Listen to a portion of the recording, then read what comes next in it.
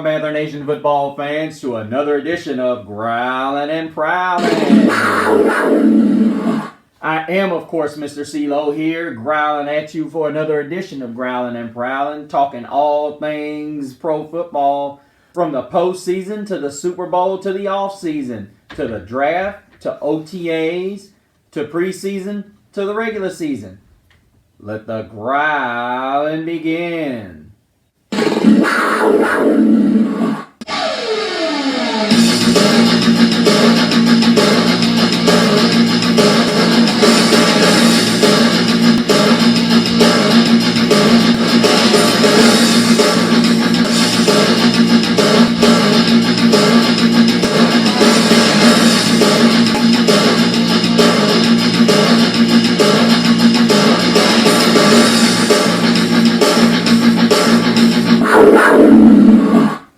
Welcome back, Panther Nation, guys. Glad you could join us again.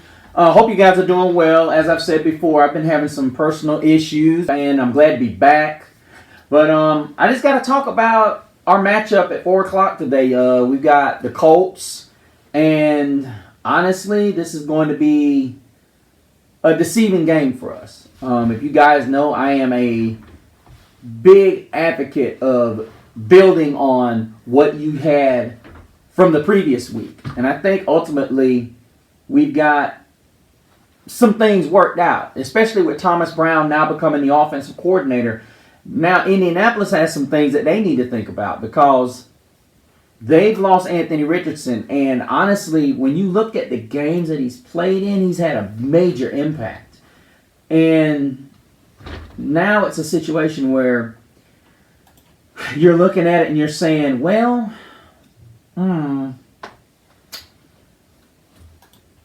is this team going to be able to win behind Gardner Minshew? I think they can. And it's not like they're getting the brakes beat off of them, because they're not. They're actually playing good football, and now they've got Jonathan Taylor back. That was a huge step for them. Do I think he is going to be a major factor and contributor? Absolutely, of course.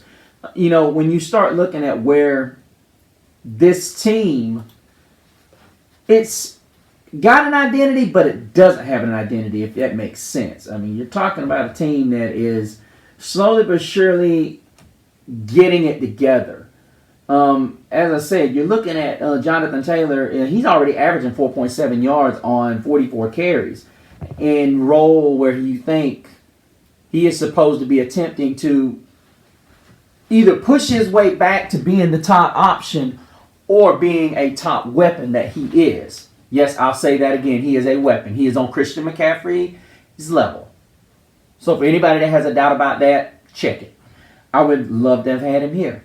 But speaking of which, that's a great segue. Chuba Hubbard has been named the starter, and rightfully so. I do think Chuba Hubbard's on his way to possibly becoming a Jonathan Taylor-esque type player. Yes, you heard me right. The way he's been carrying the football lately, I am very impressed. I am very happy that Thomas Brown and Frank Reich finally decided that this was the guy going forward to be the front guy in the running backs room, because Miles Sanders hasn't shown anything. This is a guy that didn't even play in training camp, and honestly, there's been problems in the running back room even when he came back. I say we go forward. I think with us only having a second-round pick this year, we may have to try to find some way to make that work. I don't know how we're going to be able to do that. And I'm being honest with you guys, I know a lot of you are going to say that what I'm about to say is crazy. But honestly, if we could get 2 first-round picks next season, we might as well go at it. Because right now you're talking about Ike Ekwuanu's not looking good. And we may have to get another offensive tackle. A franchise tackle, and Ekwuanu may have to go to the right side. Because right now he is looking like that his head just ain't in it. It's not. I mean, you're talking about a guy that got bullied up against Miles Sanders in game 1 last season, and then all of a sudden last year, I don't even think he gave up another sack last year. So you're talking about a guy who has just been absolutely terrible, had terrible PFFs for about 6 of the 7 games that he's been a part of. And it's like, dude, It's like, seriously. And I'm like, seriously considering what our future is going to be. Because right now, Bryce Young is looking like the guy, and we need a number one. And honestly, Adam Thielen is a good player, but to me, DJ Shark needs to be that guy. Jonathan Mingo, Thomas Brown. Hear me when I tell you this. If Terrace Marshall is playing good in practice, you need to come up with plays just like you do with Thielen to get with him. And you need to get Terrace Marshall to get off his batoot and get with Bryce Young. Because, listen, Adam Thielen does not have this report with him because he's not practicing with him. You have to come to a realization that, hey, look, I'm putting in the time. I'm putting in the work. You need to do the same. Jonathan Mingo is starting to get some good reps in, and I'm appreciative of that. He looks good. But you have to come to an understanding, if you've got a young quarterback, you got to build the... Ain't no ifs, ands, and buts about that. You got to build it. The keys to the game. We got to get to Gardner Minshew. I do like this guy. A lot of people are going to say he's not this, he's not that. I ultimately think a guy who's been in 4 to 5 different offenses within 4 to 5 seasons is a guy that is really adaptive to what he's doing.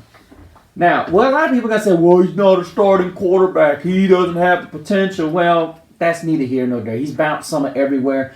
But a lot of the problem is that he's had a limited amount of weapons to work with.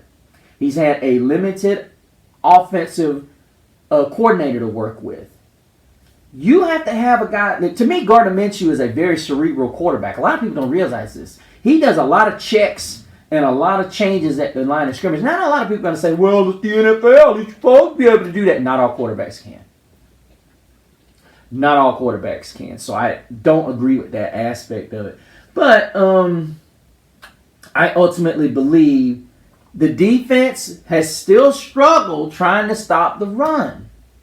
Now, last week against the Texans, they did a much better job. They did contain Houston's running game enough so that C.J. Stroud would have to be the deciding factor. But then again, Houston didn't run that many plays last week. Yeah, Houston did not run a lot of plays. And see, if we can keep them off the field. See, Carolina's offense was on the field a lot last week. And see, that's what we have to have. We have to have a ton of push to stay on the field.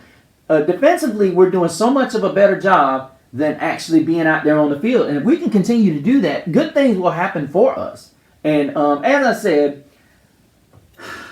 looking at what I'm seeing here, people, we have to get the run game going. Bryce Young looked good, but Thomas Brown, this is something that's got to happen. I'm trying to see who we are not going to have because we need Laviska Shenault if we're going to get the running game going. This is something I would like to see. I would like to see Chuba Hubbard and Laviska Shenault on the field at the same time, as well as Raheem Blackshear. I think he is crucial to the running game getting going. I was trying to say this on my other show that you can have 2 running backs on the field at the same time, especially if they are versatile. If you can use them in the passing game and the running game and even the blocking game, that's what makes it more difficult because you don't know, oh, hey, he's coming in. This is going to be a pass play. Oh, he's coming in. They're not going to pass. He's blocking. Oh, he's coming in. He's running. When you get these kind of guys on the field, these multi-dimensional guys or these weapons as tailbacks or even these weapons like wide receivers, and you have creative minds that can use them, that's when you have a very, very tough offense. I think the problem we're running into is Frank Wright wanted this one-dimensional offense where we're going to pass, we're going to pass, we're going to run, we're going to run. You can't do that. Thomas Brown is showing that, hey, I can do different things. And that's what you want to do. It doesn't, look, stop with the regular stamp that I'm a traditional one. I'm going to either run it or I'm going to pass it type guy. No trick plays. You run things like that to keep a defense on its toes. Because at the end of the day, they're like, hey, I already know what you're going to do. Don't just sit back here and wait for it. anyway, that's neither here nor there. I know it's a lot of people going to say, that's nonsense. But I think last week was the first time we really saw this team not really get the turnover type thing going. But at the same time, we're watching this defense really start to fly around and start to really embrace Coach Avero's scheme. And, it's really fun to watch. I mean, I'm going to really hate to have the trouble of these blackout schedules and whatnot because, you know, when you live as far away from the Carolina Panthers visiting site as I do, it's really tough to watch. And honestly, it's somewhat disappointing in a lot of sense because you're wanting to watch this game, and it's really hard to watch it knowing that it's going to black out. So I got to get the Sunday ticket. No, I'm just playing. But needless to say, I will do what I can to watch the majority of this game because I'm excited to see what our defense is going to bring to the table, and I'm very excited to see what our offense is going to bring to the table. ESPN matchup has us losing this game. And I have Bryce Young. Now, don't get me wrong. The defense for the Colts is not a bad defense. They're a pretty good defense.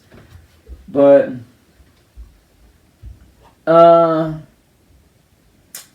looking here at Thomas Brown, I'm looking at how ultimately the Colts have a pretty good defense. Not a great defense. They've given up 30 points 4 times this season. 5 times, and high 20s the rest of the season. They really never held anybody in check, but they have been held in check by the Titans, Ravens, and, they've been held under 20, but they've given up over 20 in every game. So there is a possibility that the Carolina Panthers could make some noise. The Titans, they did hold somebody to the Titans. They held the Titans to 16, in their win. And they held the Ravens, to 19. I'm sorry, guys. So if they win games, they have the ability to shut you down. But it's the games where they get out and heavy where they win. So we're not a team that scores a lot of points, guys. And honestly, when you look back at it, you got to say to yourself that we have to be able to score points against this team. And not saying that we can, but we have had our moments. We only won 15-13. But I venture to say if we found something last week, we got to continue to work with Bryce Young. Bryce Young looked very poised. He looked very patient, which is something that he's done all season. But on the flip side, we've got to continue to do the things that have made us successful in that one victory. Now, we haven't gotten our butts whooped, except in that Lions game. That Lions game and that Dolphins game were really the only games where we just got smacked. And I believe we need to get DJ Sharp more involved.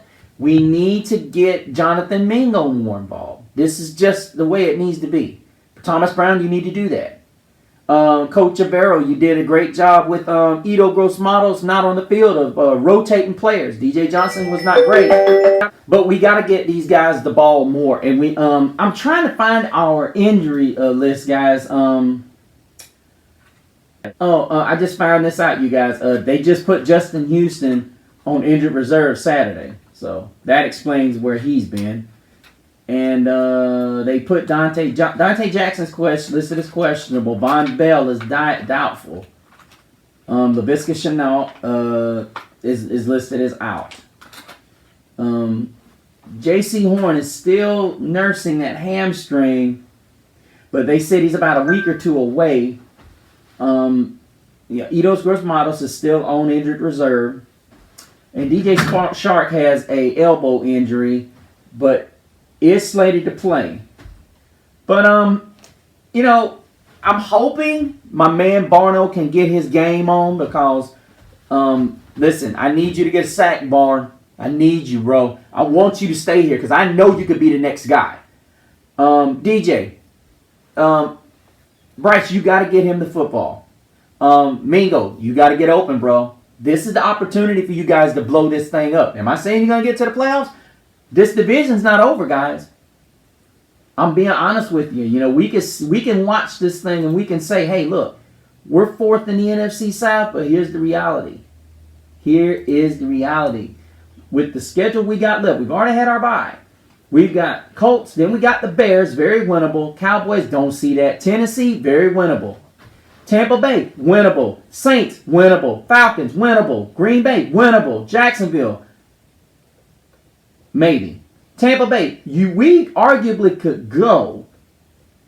We could very arguably go 8-2 and finish 8-2. Listen to me, guys. We could very well finish this thing at 9-8. How realistic is it that we win the division? Now, if we went out. Now, this is reality. Now, this is real talk, people. If we win the division, if we could very well win the division, because here's what the division standings look like right now. The Falcons are 4-4, Saints 4-4, Buccaneers 3-4, and we're 1-6. The Bucs were at the top of this division at one point. Saints were at one point at the top of this division, but the Buccaneers have had a serious drop. They've lost 3 in a row after being 3-1. Falcons have lost one, but they were 4-3 until last week's defeat. Falcons are not that good of a football team. Now they went from Desmond Ridder to Taylor Heineke. The Saints are up and down. It's every other week. That defense keeps them in a lot of games. But, guys, if we make this push, and it starts today, we make this kind of push, we can win the NFC South and get into playoffs. And make a push for some different moves. Now, we got to win this game. Ain't no ifs, ands, or buts about it. We got to win this game. But, anyway, you guys, till the next time, keep prowling the airwaves and keep growling out. Keep pounding.